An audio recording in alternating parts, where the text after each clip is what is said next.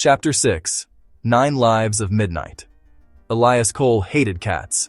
It wasn't the fur, the scratching, or the way they stared at you like they knew all your secrets.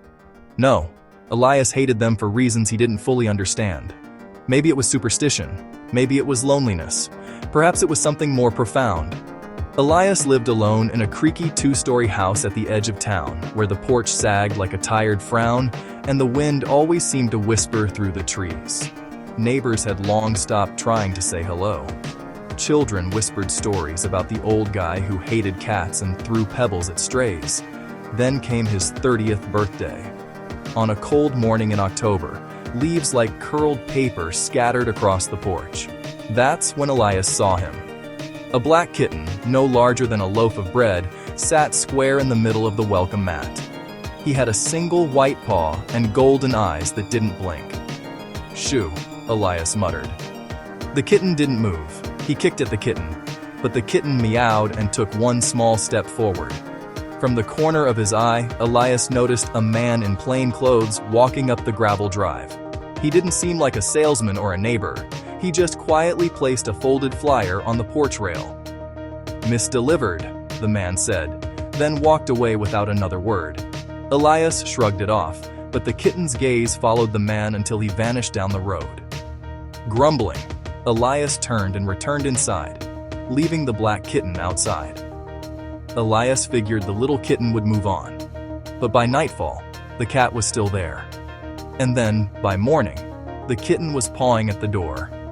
So Elias let the kitten in, opened a can of sardines and fed it, grumbling and glaring at the kitten the whole time. He named the kitten Midnight sarcastically because he hated giving animals names. But the name stuck. Midnight followed him around the house, curling beside his feet while he read and watching him work in the garage. Elias pretended not to care. Then came the accident. A support beam in the workshop gave way.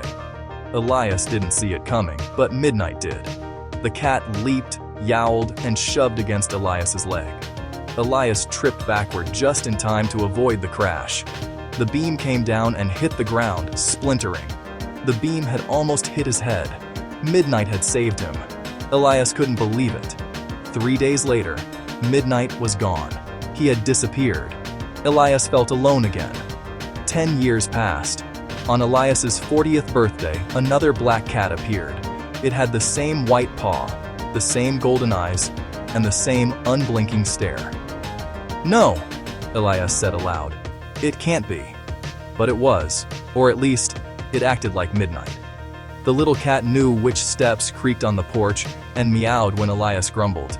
It jumped onto his bed at night and slept in the same spot. It had to be Midnight, and so life went on. That year, Elias nearly died again from a carbon monoxide leak in the basement. Midnight scratched at the door wildly until Elias woke up, heard the alarm, and opened the windows in time.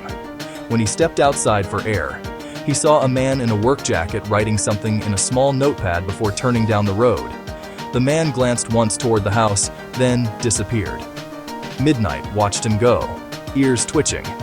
After that night, Midnight disappeared. The pattern repeated. On Elias's 50th, 60th, and 70th birthdays, the cat returned. Each time, slightly older, a little slower, but always with that same watchful presence.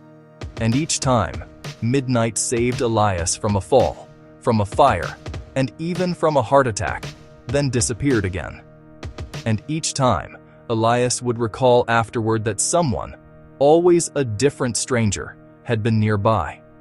A man dropping off a piece of misdelivered mail, someone waiting at the end of the drive, or a figure across the street who vanished when Elias looked again.